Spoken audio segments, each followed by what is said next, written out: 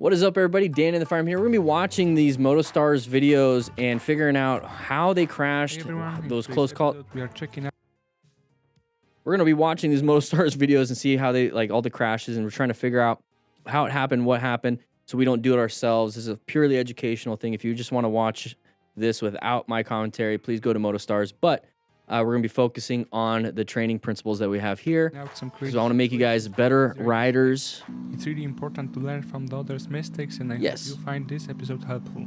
Yes, so that's true. And ride safe. Okay, taking a look. Oh, crashed into the side. Now, why do you guys think he crashed into the side of the wall? Let's take a look at what happened prior to that. So this is a sharp right turn. That's what the chevrons indicate on the wall right there. Not much of a shoulder at all outside of on the left side. And we're going to come up to here. So now it widened up, so it's probably more of a decreasing radius. So it was doing something along like this, and then it kind of curved in a little bit more sharply that we couldn't see because of the wall. So we're going a little too fast for this. What this was. So what we can do is roll off the throttle, maybe straighten up the bike just a tiny bit while we're doing progressive braking. And now at a slower speed, we take the turn after that. But we went a little too wide. And then we crashed into the wall. Now, this is why we wear gear as a smart rider. We're going to acquire and use personal protective equipment just in case mistakes happen. They don't become life-altering mistakes. They become learning mistakes. Well, even life-altering, you have to learn new things. But hopefully we can continue riding after something like this. Just have to get a new bike or fix it up, and hopefully we don't have to get new parts on our body. So we're coming up to here. Oh, geez. Yeah, you are. We hit something. Ooh, bike stabilized, and we stayed on. Very good. What did we hit, though? Oh, it's one of those, like, elevated intersection type things. You guys know what I'm talking about. So right there, see the difference in the color of the road? It's probably just a little bit of a bump. So we're speeding through here. I'm in danger. Yeah, you are. And we got a little speed wobbles, but it stabilized. Very nice. Got lucky. Slow it down a little bit. Oh, please wear some gear. Please don't be the one that crashes. So it's a red light. We're going to turn right. Oh. How'd they get behind? Well, it's a red light. We have to stop.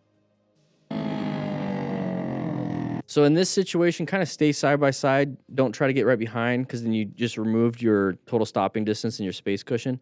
Just kind of take the turn, one of us and then go, or we both go, something like that.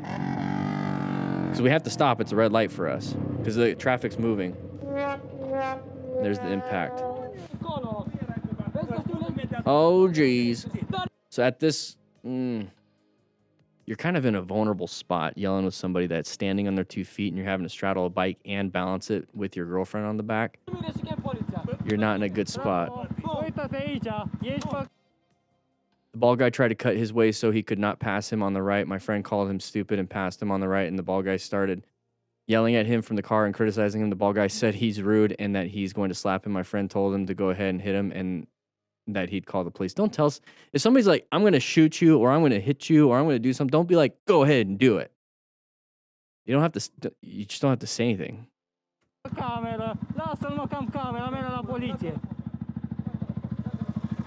now you're going to have to, you just got slapped by another dude in front of your girl. This is when things really escalate.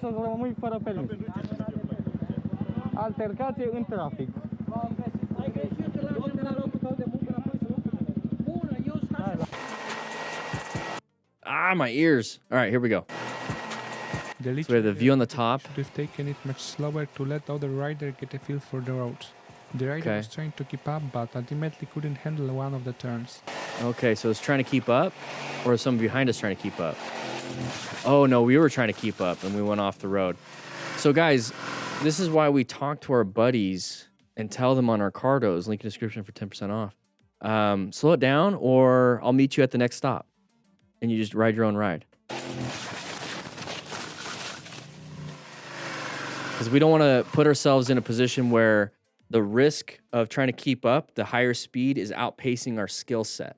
We always want to, and I treat this, and this is kind of like live streams are based on kind of like just how I explain things here, and I'm having fun with it, is that whenever you're like working out, you don't just like load up and do PRs every single day. Okay, the goal is progressive overload to your muscles, your nervous system, your tendons, your muscles. All that stuff can grow, and how you grow is through rest. So you always do sub-maximal training. So let's say you're only doing 80% of like your training max, or maybe 75% that day. And every now and then you max out. And for me, maxing out on a bike would be going to a track, right? So when I'm out here riding like this, I know my skill level. Let's say it's 100%, whatever it is. My 100% is different than your 100%. Well, I'm on this right here, and I'm riding. I'm only going to push 80%. That's it. I'm keeping this last 20% for emergencies, just in case something happens where there's like a road surface hazard, a car pulling out, whatever it is. I only use that last 20%, my max skill level, to get myself out of danger, and then I get back down to 80%. And that 80% could be lower speeds. It could be not trying to keep up with buddies, whatever those things is. So it's sub-maximal riding. Doesn't sound very fun, but it is, because I'm not crashing. So just treat it just like your workouts, because if you PR every single time, you're going to break something. It might work for like 8, 12, whatever weeks, but at some point, you're going to get an injury. And just like with motorcycle riding, at some point, if you keep pushing your 100% every single time, you're going to have a crash. So ride below your total skill level. Leave that 20% as that emergency, like, skill situation. Only you know what your 100% is and what your 80% is. Only you know that. And you can continue increasing your level of skill with more training that you have. So my 80% might be higher than a lot of people's 80%, or it could be lower, whatever it is. But you all find it. Just like if you have a workout partner. Hey, I squat 315. That's my 80%. Well, somebody's like, well, my 80% is only 135. You're not going to have your buddy that can only do 80%, 135, do 315. It's going to hurt him. So you guys work within what you have. Your 80% is different than somebody else's. That's why group rides are kind of dangerous, because nobody really communicates that, and nobody's humble enough. Nobody's talking about it. And at the same time, it's like, you do your 315. Hey, you go ahead and speed. I'm going to do my 135, and I'm going to not speed, and we'll just kind of like hang out together.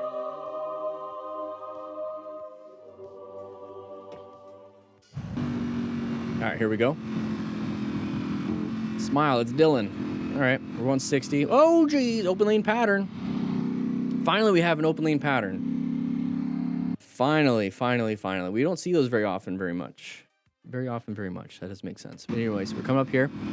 That truck is stuck behind that long line. Our lane is moving. So people are going to want to switch over into lane that's open and moving, right? So open lane, it's a pattern. So this person decided to do that. They turned their tires. We have to find a new position for safety, because we just located this hazardous situation. It is a relevant threat. We just assessed that he's going to be in our lane. So now we have to navigate. And how we navigate is to swerve into a new position for safety. So we found an escape path. Very good. Now we got to get back. Very good. Handled it. Good job with the red stage maneuver.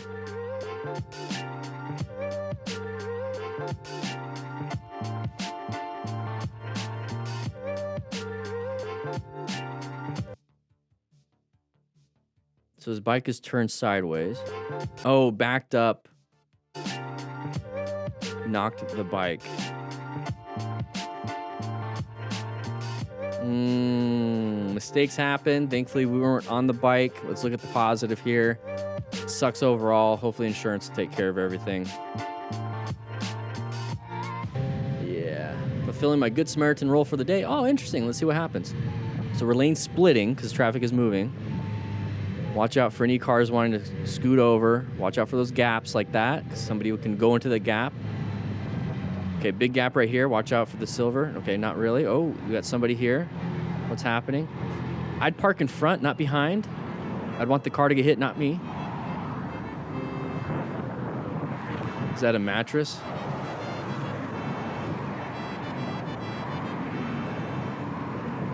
Very good. I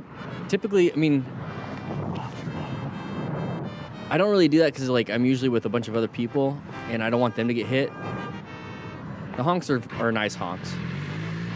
Good job. Now there's gonna be like a constant slowdown in that area for the next 4 hours. It sucks. Good job though. We're speeding. We're going a little fast here. See the flow of traffic? The BMW driver on the left to snap and decide to confront the biker aggressively. Yeah, we're going to 100. We're close to 100. And we're still all at the same red light.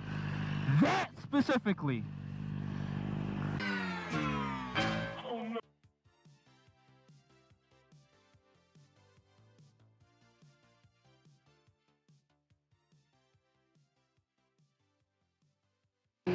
Moving on. Here we go. Merging into us, not a big deal. Let them in, roll off the throttle, apply progressive braking, or just do that. Up to you. You do you. All right, motor wheel, here we go. Was that the video? Am I getting a phone call? Uma ameaça foi detectada. Okay. Oh, somebody coming out? Okay. Close call. You can either accelerate or brake before you see that. Got pretty lucky because we stopped right in front of them. The ones if they kept going. Just wanted to say what's up. All right. Oh. So this is like when this is like the motovloggers version of like making content. It's like, oh, another motorcycle rider. I'm going to go ahead and cross multiple lanes, ride up to them, see what's up. Now I have content. You put yourself in a dangerous spot, but let's see how this turns out. Oh, kind of a good reason to show up. Now you can help rescue that person. You see all the gravel? Look at all the sand right before, like in the gutter. We lost traction on that right there. Oof. So what we kind of want to do on this one, since you see all that gravel, get closer to this side of the lane and then make a more right-angled type turn. So instead of going like here and then just kind of like cutting off like right there, make most of the turn in the street and then go straight into it. Because that gravel can do this. You don't want to be turning with the gravel. You want to be going straight over the gravel. Okay, we're on a track. We're pushing the limits. This is where we max out, right? This is where we do our 100% skill level. Because if something happens, look at the runoff. We got full leathers, EMS on standby. No cross traffic. Road surface is pretty good. At that speed, overtaking that spot was quite risky. Fortunately, the bikers had plenty of time to spot the driver and then react accordingly. Okay, we're going to react accordingly. Here we go. We're going to go around a sharp turn. Not really. It's a turn. Somebody's going to pass us. Uh-oh, side of the vehicle. Found the escape. Good job. Don't speed so much. It wouldn't have been it wouldn't have been a difficult swerve. It would have just been an easy, probably progressive braking, straighten the bike, get behind them, or finding that escape path at a slower speed. A little bit easier to do, but good job on them. Car almost ran me over. Oh, good job finding a new position for safety. So very good. So we're going through here. Okay, we're going to talk about plan. We're going through here. We're in a good position. We're locating hazardous situations. Turns are hazardous.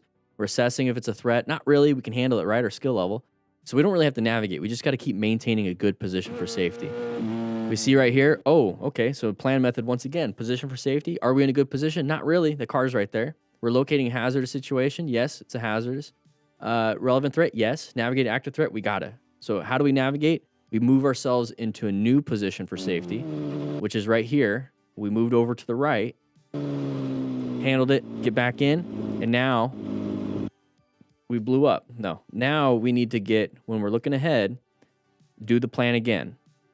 We have to continuously look for hazardous situations, relevant threats. And if they are relevant and they are going to be active, we have to navigate it. New position, new position, new position, assess, locate.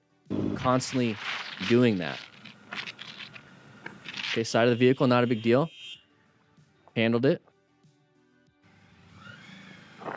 Okay, moving on. Not a big deal. Happens all the time. Let them in. We don't really need to escalate anything. Use your eyes. Use your eyes.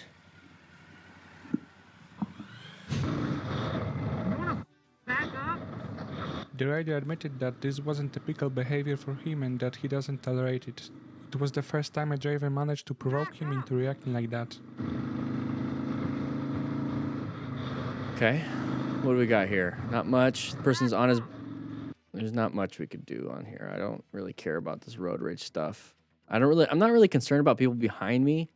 If they're like right on my butt, I'll just move over and then let them pass. Because I really don't care. Because then this kind of stuff happens. It's not worth it.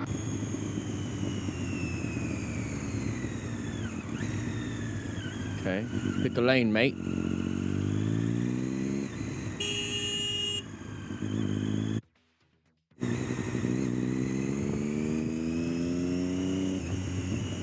Okay, here we go. Not a big deal. Moving on. It's okay. You did fine. Black ingot. Okay, so we have somebody in front of us kind of acting like a weirdo. Let them do it in front of you. Because now if they crash, we have to deal with the crash happening. So go ahead and increase your space cushion. So we're not having to like navigate a swerve last second. We can navigate a swerve or slow it down before this guy does a head-on. Yeah, I'd start rolling off my throttle. When I start seeing this, it's like I want to create a bigger gap between myself and them. Hey, Dan, I just got my new M-Class license in the mail today. Good job, B. Finally catch me live. Everyone say congrats to B. You guys saw the sign for the intersection? Ooh, who's slamming the brakes? Kind of saw the side of the vehicle there for a second. So we have a sign right there. It says that there's going to be a T intersection coming up. So there's the side of the vehicle, that red car. So at this point, just go ahead and roll off the throttle because they are moving into our lane. They're not going to be able to be at our speed once they get in the lane. They're going to be a little slower. So let's go ahead and keep the space cushion, right? So why are we slamming the brakes, right? So just roll the throttle back there. You saw it. You know they're going to be slow.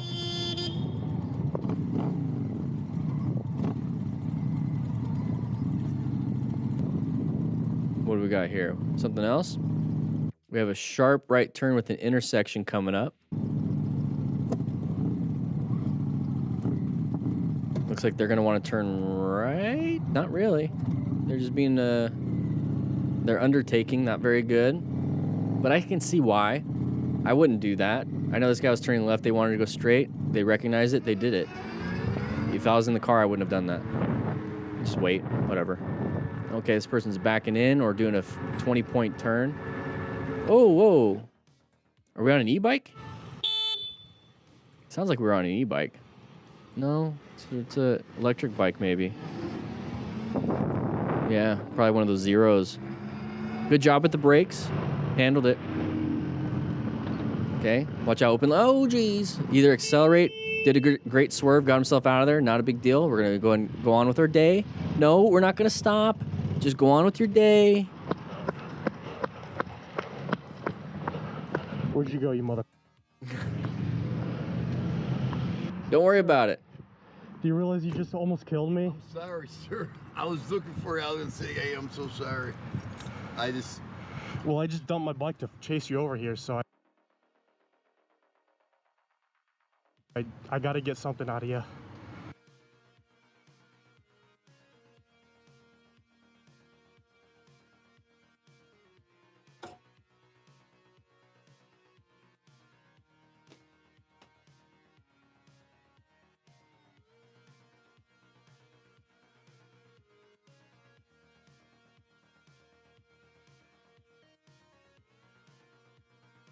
Got to get something out of you.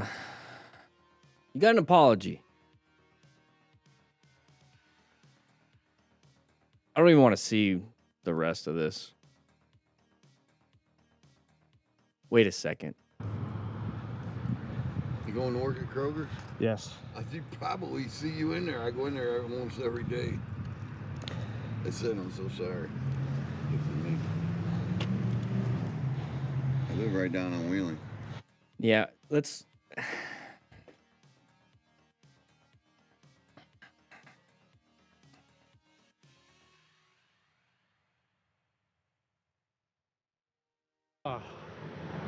That was my doing, but my adrenaline just kicked in.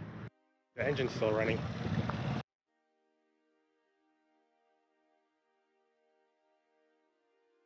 Like you, yeah, it was your doing.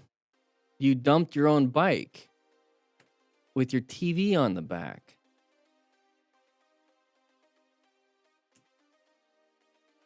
That's why I was saying, just like move on with your day. Don't worry about it. Handled it. You like, let's look at the positive. You had a good swerve, got yourself out of there, move on. Like having to deal with this, and now it's like, yeah, you damaged your own bike. Okay. You do you, buddy. Thank you, MotoStars, for putting on these videos. I appreciate that. Guys, grab yourself a donut. We have the Smart Rider drills right now on sale, 20% off. Use Go Practice 20. Links in the description for that. Use the discount code. Practice your drills, practice your swerves, practice everything. Don't do what this guy just did. I'll see you guys on the next live stream.